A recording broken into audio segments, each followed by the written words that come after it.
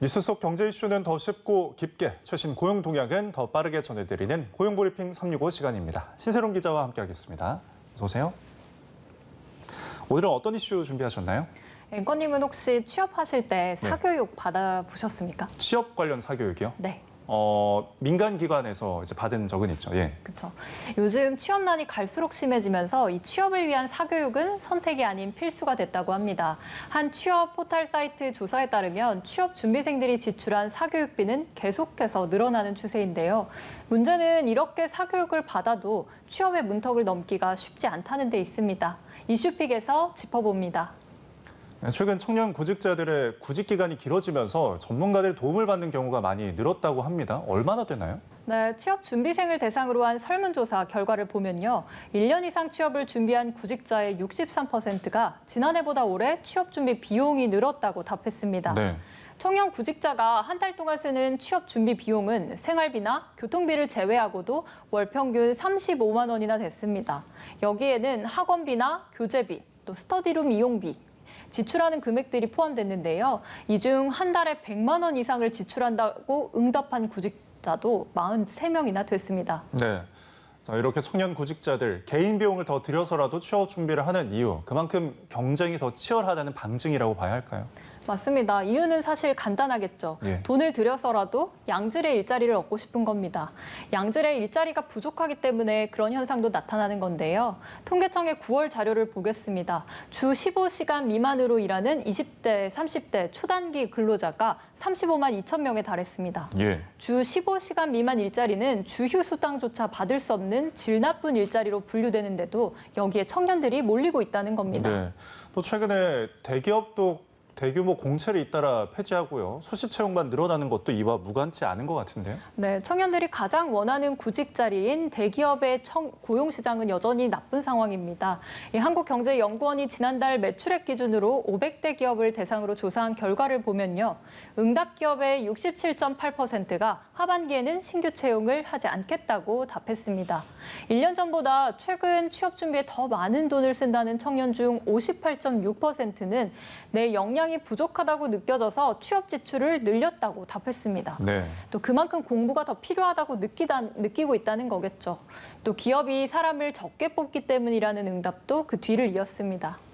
네, 이렇게 취업 경쟁은 날로 심해지고 있고 수시 채용의 경우에는 이 스펙이 공채보다 더 높다는 하소연도 나오더라고요.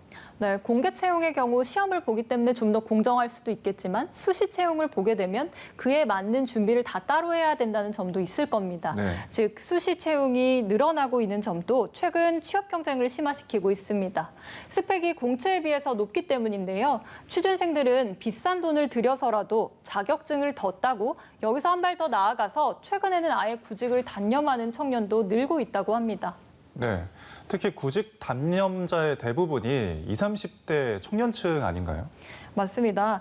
이 구직 단념자는 지난 1년 내 구직 활동을 한 경험이 있지만 지난 4주 동안은 어떤 이유로 구직 활동을 하지 않은 사람들을 말하는데요. 네. 그 이유가 바로 노동시장의 이유입니다. 즉, 일하고 싶지만 마땅한 일자리를 찾지 못해 구직 활동을 포기하거나 쉬고 있는 겁니다. 지난 9월에 20대와 30대 구직 단념자는 30만 5천 명에 달했습니다. 네. 자, 청년 구직자들의 이중고라고 볼 수 있겠는데요. 이 부담을 덜어주기 위한 정부의 대책이 어떤 게 있습니까? 무엇보다 당장 실질적으로 도움이 될 수 있는 지원책을 내놨습니다. 네. 먼저 고용부는 우선 공공기관 취업에 필수적으로 필요한 국가직무능력표준, 즉 NCS 기반 필기시험 문제풀이 강의를 무료로 제공하기로 했습니다. 예. 또 정보 부족은 고품질의 취업 콘텐츠 제작으로 뒷받침하기로 했는데요. 공공기관 채용시험 평가위원 등 전문가가 참여해 자기소개서나 필기, 면접 등 단계별로 강의하고 또 모의 면접도 해보고 컨설팅을 제공하는 겁니다.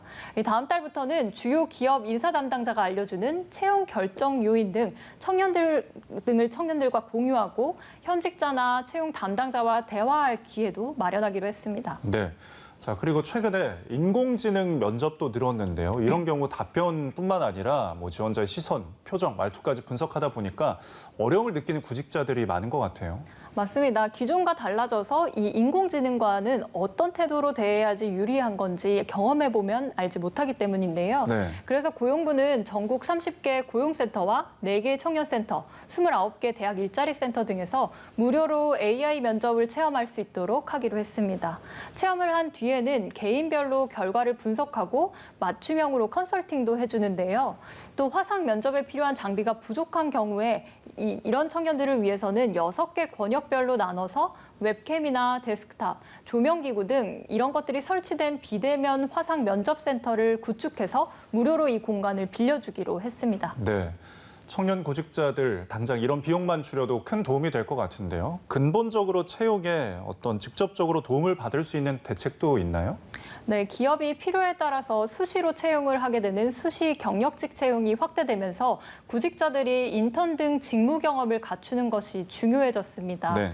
하지만 인턴이 되기도 하늘의 별 따기다 보니까 요새는 금턴이라고 부른다고 하는데요. 이 취준생들로서는 직무를 한 번이라도 경험해 볼 수 있는 기회에 목말라 있을 수밖에 없습니다. 이 수요를 충족시키기 위해서 고용부는 체험형 2만 3천 명, 인턴형 2만 명 규모로 일 경험 프로그램을 추진하기로 했습니다. 네. 이런 인턴형 일 경험 프로그램 참여할 기업들 확보가 무엇보다 중요할 것 같은데요. 어떤가요? 현재까지 확보된 기업은 4천 개 정도로 확보되어 있습니다. 네. 한국전력과 넥슨타이어, 또 한국농어촌공사 등이 이에 속하는데요. 추가로 참여할 기업을 계속 발굴해 나가고 있습니다. 내년에는 예산이 170억 원은 투입됩니다. 청년 고용에 적극적인 기업을 지원하는 사업으로 새로 시작하고 또 중소기업이나 중견기업에서 직무과제를 수행하면 현직자가 피드백을 직접 해주는 네. 중소기업 청년 직무체험 프로그램도 새로 만들 예정이라고 합니다. 고용부는 앞으로도 많은 청년이 새로운 채용 경향에서 어떻게 자신의 일자리를 찾을 수 있을지 치열하게 고민해서 실제 취업을 준비할 때까지 필요로 하는 모든 것들을 더 적극적으로 지원할 예정이라고 밝혔습니다. 네, 청년 세대 유일한 희망인 취업문까지 좁아지면서 코로나 세대 한숨은 깊어만 가고 있습니다. 긴 터널의 끝에서 출구를 찾기 위한 청년들의 노력이 헛되지 않기를 기대하겠습니다. 오늘도 신세롬 기자와 함께했습니다. 고맙습니다. 지금까지 고용브리핑 365였습니다.